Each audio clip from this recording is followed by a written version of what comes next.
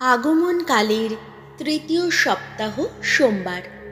প্রথম পাঠ গণনা পুস্তক 24 অধ্যায় পদ সংখ্যা 2 থেকে 7 এবং 15 থেকে 17। বিধর্মী মানুষের কণ্ঠেও একদিন ঘোষিত হয়েছিল এই বাণী, যাকব বংশ থেকে জেগে উঠবে একটি তারা। ইসরায়েলীয়দের বিরোধী এক রাজার নির্দেশে বিধর্মী প্রবক্তা বালায়াম ইসরায়েলীয়দের অভিশাপ দেবার জন্যে এসেছিল। চোখ তুলে তাকিয়ে বালায়াম সামনে গোটা ইসরায়েলকে দেখতে পেলেন। ইসরায়েলীয়রা গোষ্ঠী অনুসারী পর পর তাঁবু ফেলে রয়েছে। সেই সময় ঈশ্বরের আত্মিক প্রেরণা তাঁর ওপর নেমে এলো। তিনি তাঁর দৈববাণী ঘোষণা করতে শুরু করলেন।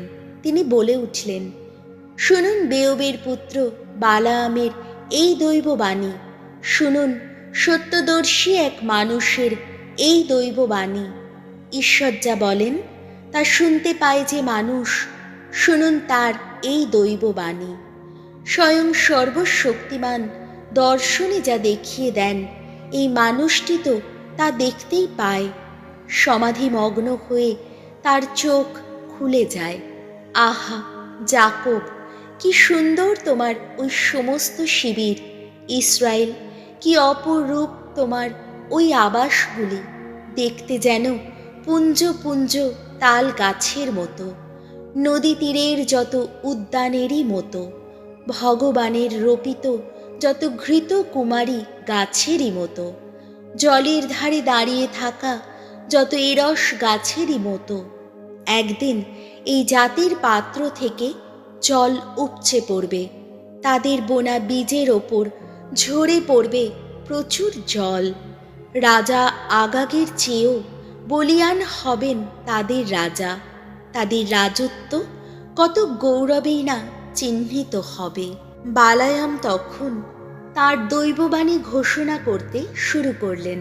তিনি বলে উঠলেন, শুনুন বেয়োবের পুত্র বালায়ামের এই দৈববাণী, শুনুন সত্যদর্শী এক মানুষের এই দৈববাণী। ঈশ্বর যা বলেন তা শুনতে পায় যে মানুষ, পরাৎপরের জ্ঞানী, জ্ঞানী যে মানুষ, শুনুন তার এই দৈববাণী। স্বয়ং সর্বশক্তিমান দর্শনে যা দেখিয়ে দেন, এই মানুষটি তো তা দেখতেই পায়। সমাধিমগ্ন হয়ে তার চোখ খুলে যায়। সেই একজনকেই দেখতেই পাচ্ছি আমি, কিন্তু তিনি তো বর্তমানের মানুষ নন। দর্শন করছি তাঁকে, কিন্তু এখনো দূরেই রয়েছেন তিনি। এক সময় যাকব বংশ থেকে জেগে উঠবে একটি তারা। ইসরায়েলের মাঝখান থেকে একটি রাজদণ্ডের অভ্যুদয় হবে। সেই রাজদণ্ডের আঘাতে মোয়াবের যত শীর্ষজন বিচূর্ণ হয়ে যাবে। শ্বেত বংশীয় সকলেই ধূলিসাৎ হবে।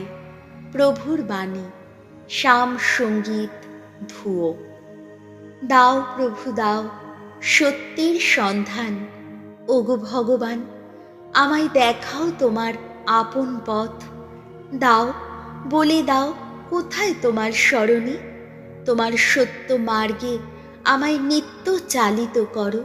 আমায় দীক্ষা দাও, ওগো আমার ত্রাণেশ্বর যে তুমি। ধুয়ো। দাও প্রভু, দাও সত্যের সন্ধান। মনে রেখো ভগবান তোমার দয়ার কথা, শত করুণার কথা। সেই প্রাচীনকাল থেকেই ওগো যা কিছু করেছ তুমি, ওগো আমাকেই মনে রেখো।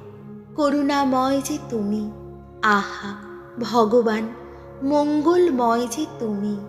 ধুয়ো। দাও প্রভু দাও সত্যের সন্ধান। ভগবান তিনি মঙ্গলময়, সত্যনিষ্ঠ তিনি। তাই তো সমস্ত পাপীকে সঠিক চলার পথ চিনিয়ে দেন তিনি। বিনম্র যারা ধর্ম মার্গে তাদের চালিত করেন। বিনম্র যারা তাদের তিনি তো বলে দেন তার পথ। ধুয়ো। দাও প্রভু দাও সত্যের সন্ধান। বাণী বন্দনা। জয় জয় প্রভুর জয়। প্রভু দয়া করো, দয়া করো, করো হে পরিত্রাণ। জয় জয়, প্রভুর জয়। মথি রচিত মঙ্গল সমাচার, 21 অধ্যায়, পদ সংখ্যা 23 থেকে 27। যোহন দীক্ষাস্নাত করার অধিকার কোত্থেকে পেয়েছিলেন? যিশু তখন মন্দিরে এসেছেন আর সেখানে উপদেশ দিচ্ছেন। এমন সময় প্রধান যাজকেরা ও জাতির প্রবীণেরা তার কাছে এগিয়ে এলেন।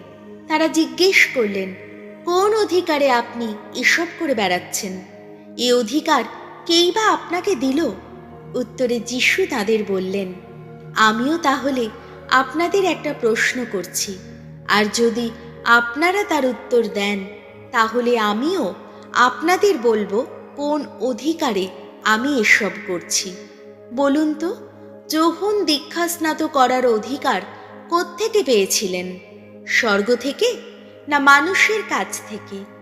তখন তারা নিজেদের মধ্যে বলা বলি করতে লাগলেন, আমরা যদি বলি স্বর্গ থেকে, তবে ও আমাদের নিশ্চয়ই বলবে, তাহলে তোমরা তাকে বিশ্বাস করনি কেন? আবার আমরা যদি বলি মানুষের কাছ থেকে, তাহলে কিন্তু এখানে উপস্থিত লোকদের ভয় আছে, কেননা যোহনকে তো সবাই প্রবক্তা বলেই মানে। তাই উত্তরে তারা যিশুকে বললেন, আমরা জানি না। তখন তিনিও তাদের তেমনি বললেন, তাহলে আমিও আপনাদের বলবো না কোন অধিকারে আমি এসব করছি। প্রভু যিশুর মঙ্গল সমাচার।